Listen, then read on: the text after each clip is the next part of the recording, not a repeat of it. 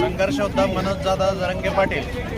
आज शिवनेरीत आले आणि शिवनेरीतून आपण आझाद मैदानावर जात आहे।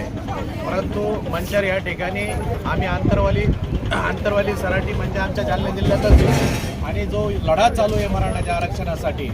या ठिकाणी मंचर या ठिकाणी जनसेवक रमेश भाऊ येवले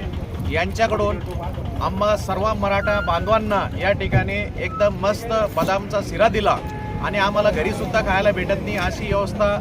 रमेश भाऊ येवलेकर यांनी केली जनसेवक। तर त्यांचा सुद्धा सकल मराठा समाज जालना जिल्हा वतीनं आम्ही धन्यवाद व्यक्त करतो आणि आम्ही आता पुढे निघतो आणि आपणही सुद्धा मोठ्या संख्येनं मुंबईत आझाद मैदानावर या लढ्याला आरक्षणाच्या लढाईत सहभाग घेण्यासाठी यावा आपल्यालाही अशी विनंती करतो। कुठे जायचं एक मराठा आरक्षण आमच्या हक्काचं नाही कुणाच्या बापाचं, आरक्षण आमच्या हक्काचं नाही कुणाच्या बापाचं, एक मराठा